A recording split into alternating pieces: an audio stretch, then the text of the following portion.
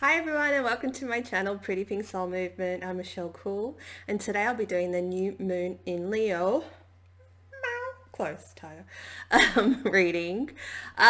So it's going to be happening on the 18th or 19th of August, depending where you are in the world. So let's check it out. Now, everyone knows generally around the new moon time, some people can feel a bit bleh or the shadows start to rise. And it's funny because it's conflicting with that Leo energy, which is just all about being bright and shiny and stuff like that. So you could be feeling one moment, you're like, yay! And next minute you're like, you know, I'd rather use noises instead of words sometimes, but you feel me. So I pulled 8 astrology cards to get the general energy for this Leo new moon, and I've clarified them all. So there's some interesting messages here, some similar to the Venus in Cancer pick a card I did. So if you haven't checked that out after you like this one and share it, you can check that one out. And I'll just go through what I've already pulled to save lots of time. So we've got the 8th house here, which is Scorpio, and that's about endings and beginnings. So this is what we could be experiencing at this time. If it doesn't resonate, we've got lots of other options. But funnily enough, my moon is in the 8th house, and people that have the moon in the 8th house, it's a hard life.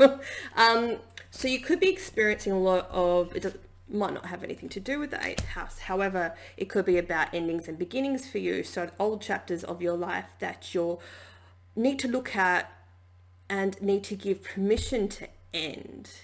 Because we could want change, but if we don't give the old chapter permission to close, if we physically don't close that book and let go of everything we have, not everything, but you know what I mean? We can't receive something new and more fabulous and aligned if we're holding on to our old stories, our old way of being, things that we don't want in our life. So that might be a message for you. So you're being asked to be flexible in your approach and flexible in what you think you want. Because sometimes what you think you want isn't actually the best for you, because we can get so tied to the 3D world and we sometimes want too many tangible things, whereas we're kind of evolving in consciousness to be accepting things that are higher frequency, which is higher consciousness. So I'm getting for you, this is what needs to come in for you right now, in order to shift and change and shape your world going forward. So that's a pretty cool message. Just be flexible as to what comes to you. What does abundance mean to you? Do you think money straight away, or do you think it's feeling at peace? It's feeling love within your heart for yourself. It's about feeling safe. It's about knowing that you're looked after by the universe. There's an adjustment in frequency and how you view the world. We're really jumping between the 3D world and the 5D world. So you need to bridge that gap if you haven't already, and shift your perception and focus into accepting something better for yourself. So yeah, that's pretty cool. And we've got here the patience, waiting, determination. So while changes take place, we're just being asked to look after ourselves, balancing our energy and making sure that we're okay in each and every moment as much as we can. And we're going to have to be patient while we wait, because you can't expect, and sometimes it can happen, sure, but when you have the expectation of, okay, I have my hands full of all these old stories I keep telling myself, and I dropped it. Come to me, abundance. You know, it's not going to work that way, because in between there's a process that needs to happen. There's other things that you need to do in between. There's healing that needs to be done. There's emotions that need to be let go of and processed and cried out, you know. I really think if this message is resonating for you, check out the Venus in Cancer reading, definitely. But yeah, there's so many changes we have to let take place and be okay in not knowing. And this is one of the hardest things that you can never have to do, you know, and this is something I've had to learn too over the last few months or years, I guess, is just trust the journey. It's taking you where you need to go, and it's not all about go, do. It's more about be, you know, and then the abundance can come in. So we've got North Node here, which is, if you're into astrology, you know about life purpose. So it's this, I'm kind of seeing this as stages, which is funny. So this is like a little new moon reading slash life coaching. So this is kind of cool how it's evolved. So then we go into another stage, which is North Node life purpose. And this has been coming up quite a bit.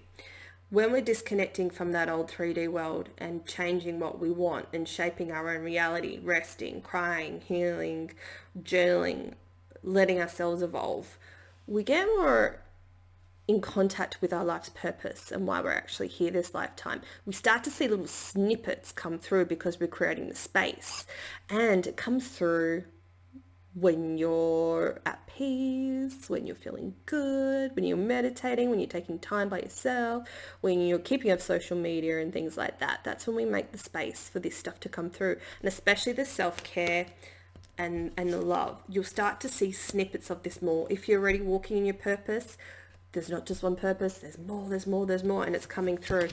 And how do you know? Because it's going to make you happy to do it. Like, you'll feel really happy. That is an indication that something's your purpose. It brings you joy. It expands your energy. It makes you feel good. You know, after that thing is done, you still feel good. Just because it's like that part has ended. You know, say when I'm making a video, I feel really good. And then when it's over, you know, I still feel good, you know, but I'm not attached to that, but I still feel good about what I put out there. Do you know what I mean? Because sometimes, let's say, beforehand, I'm like, oh God, please help me get the best messages through. I hope this one's going to be good. It's okay. And literally every time I do a video, I'm like, that was really good. But every time beforehand, you know, I'm like, oh my God, I hope I do a good job. Do you know what I mean? But it makes me happy. So it's not really, that's just my ego going, oh, I hope I do a good job. It's like my job is to channel the messages.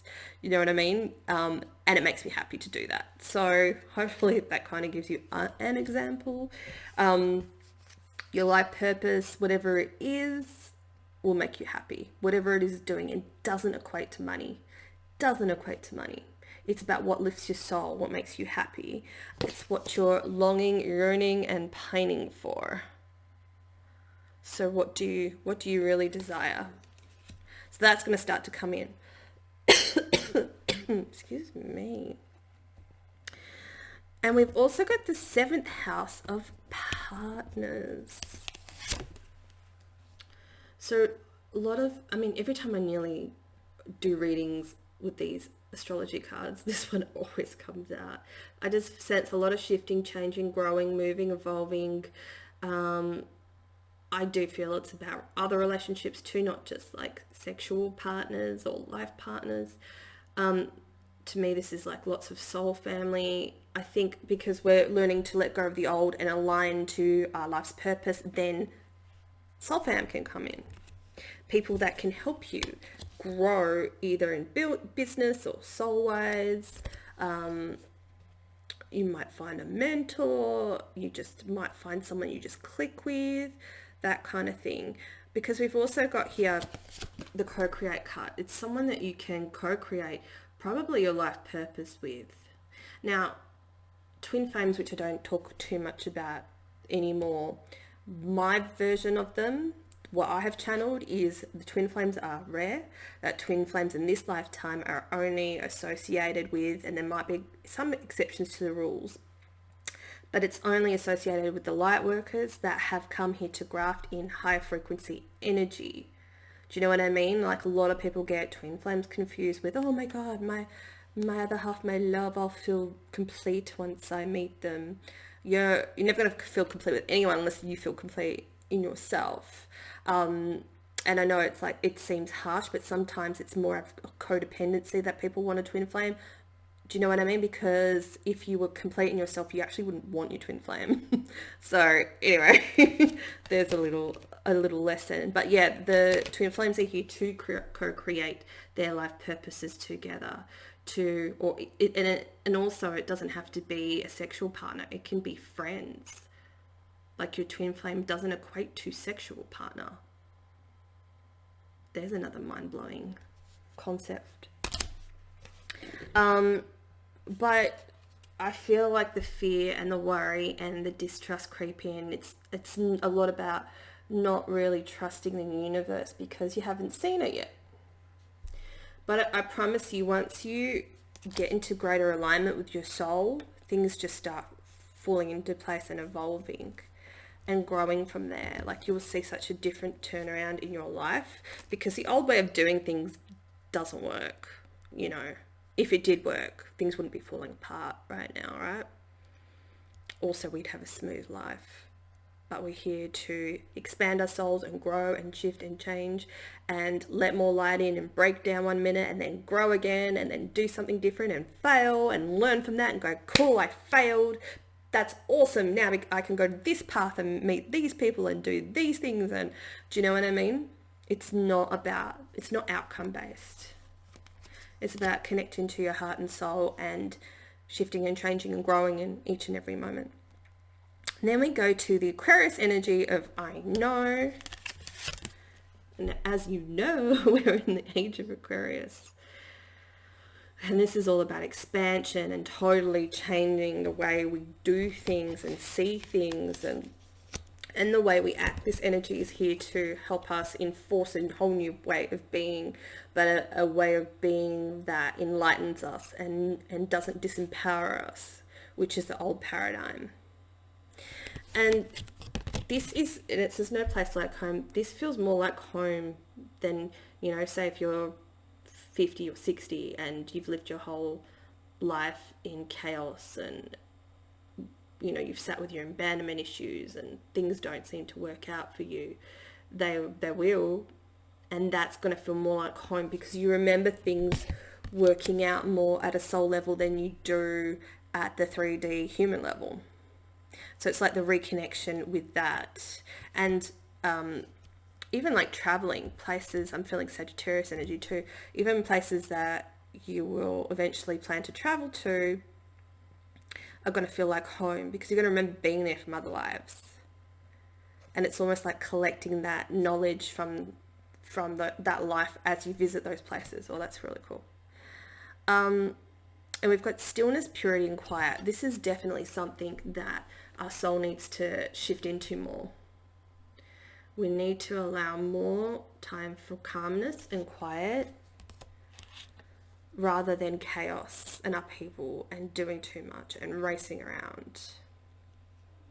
We really need to shift away from that do mentality. So that's really cool. Here we've also got the South Node as well, which this is said to be in astrology your last past life. So if you're into that, look into that, what sign it sits in. And they say that you're bringing in the lessons that you've learned from that life. You've already got the knowledge in this life, and the things that you find easy in this life are attributed to your last sun sign in your past life. So say your South Node's in Aquarius, look at the Aquarius traits and see, oh, how am I like that already? Am I outspoken? And, you know, I was born to, you know, fight for the underdog and stand for justice, you know, those kind of things. That's what you've brought in from your last past life, which is in your South Node. Sign of your South Node also brings in last karma, past life karma, that you're clearing, which up until this point, most of us have been clearing. We've been trying to clear that out. And that's why it's been quite a struggle, because we've been clearing the last lifetime's karma by all the other times. So we can kind of, for a lot of us, the light workers, we're not coming back here. We've only come down here for this time. Some might come back, yeah. Some might feel like, yeah, I'll go again. But a lot of us are clearing this karma so we don't have to come back and do it, because this is the karma playing field, you know. So that's being resolved, and that's why it feels so hard. And that's why things feel like they're speeding up, building up. Have you noticed, like, the technology advancements, the way things are so fast, it's causing more illnesses to happen. They're pumping out medications that make people sicker and give you other symptoms and conditions. Therefore, you need more medication. It's this horrible snowball effect. we tell you to work more, so you don't have time to connect with your soul, so you disconnect completely and you're miserable and you're unhappy. Like, that's just the old paradigm. That's shit, and that's what we're disconnecting from. So that's what I think the truth be told card is. It's like letting all that old shit out. Let it out, speaking your truth, standing in your soul's authenticity and integrity. And we've got the battle, victory, bitterness, which attributes to the South Node, which I'm going to guess was a bit of a struggle for most of us. But you've learnt those lessons now, so it's time to let it go. And we might be repeating some of those cycles from the last past life because there's attachment to the memories from that lifetime. Also, fun fact, not sure if I mentioned it before, so things that you also love in this life, like I'm obsessed with Paris, and I know that I've had my last past life in Paris. Those are just the indications of your past and the things that you love and things you like to do, and then obviously all the things you fear. They're linked to events in other past lives as well, the ones that are unfounded, but you're here to release those too. So we've got Pisces energy here as well, which we shifted out of the age of Pisces into Aquarius, because Pisces time was very much, as much as it kills me to say it, wasn't very empowering energy. It was in the imbalance of, I need to be saved, people save me, you know, everyone should save me. It was kind of that energy. And now that we shifted into Aquarius, it's like, I'm saving myself.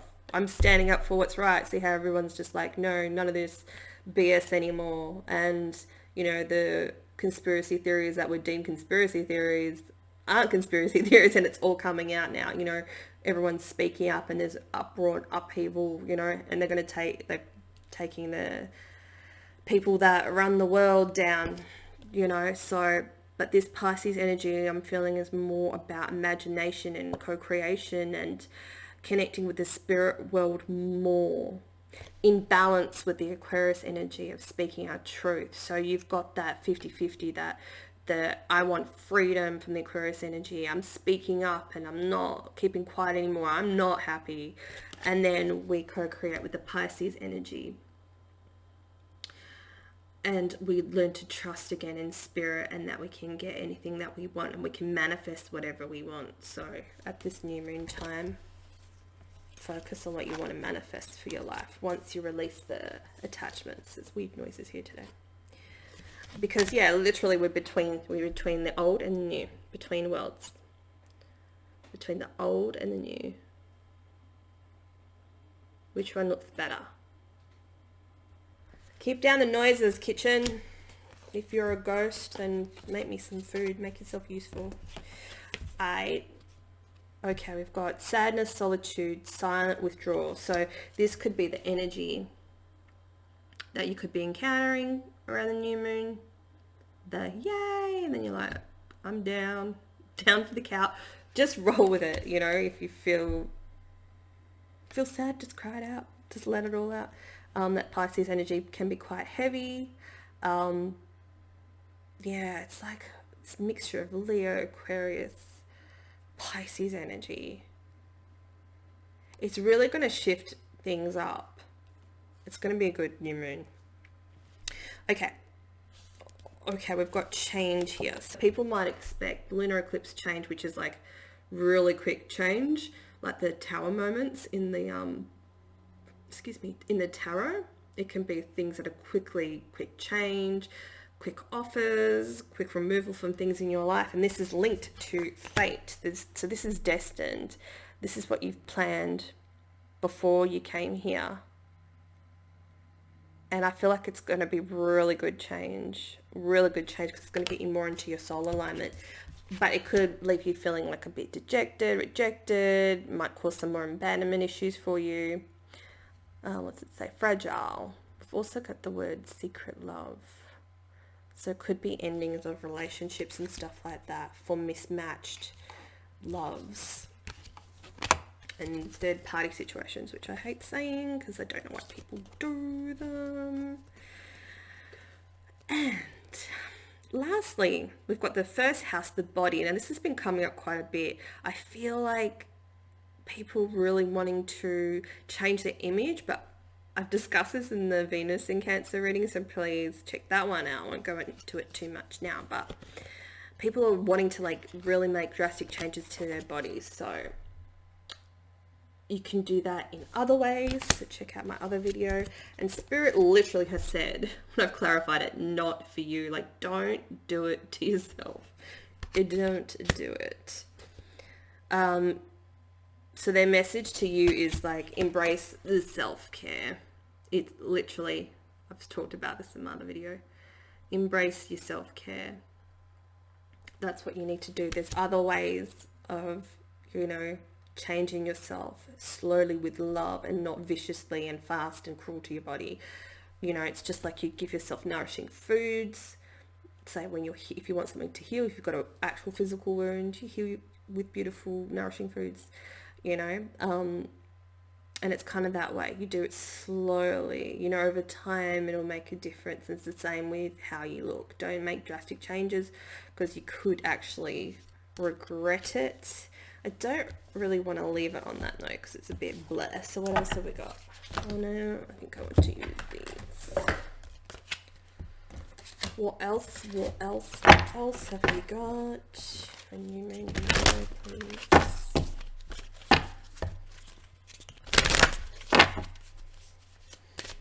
Any advice? Frolic in the forest. I acknowledge my inner child and open my heart to the joy she brings. So just have some fun, have some playtime. Sun goddess, love that. I celebrate each sunrise and recognize the healing energies of the sun. So that might be good too if you're feeling a bleh. And isn't Leo totally about the sun? So maybe that'd be really good to like balance out your energy if you start to feel a bit bleh during the new moon. Is when you can get out in the sun. Hopefully you have some. It's raining here now and there's a little bit of sun. Just do what you can. I think I'll sit on top of the window when I'm done here. What else? I know there's books on worshipping the sun. It's really interesting. I'm sure there's like stuff on YouTube too. Obviously not staring directly at it, but I'm just hearing nature. That's literally the best way to boost your energy and shift and change your perceptions, because being out in nature literally will do that for you. It's like a decoder from the material world. Crown chakra. Sorry, I didn't show you that. Nature spirit card. Crown chakra. I know I'm part of source and my life is guided by divine wisdom. And this is the whole trusting the universe thing. This is a Pisces energy, being open and allowing. Nature's a perfect way to do that. Just spending quiet time. Like I'm finding I'm just not even putting anything on in the background. I'm just kind of sitting here, looking out the window, playing with cards, just daydreaming, because that's a perfect way to get messages. And lastly, we've got fire elemental. I ignite the fire within me that connects to the divine. This is like through your passions. This is like a game changer. This new moon in Leo is a game changer. I don't know about you, but I'm excited. I hope you enjoyed this. Please give me a like and check out my other videos, and I will see you soon. Bye.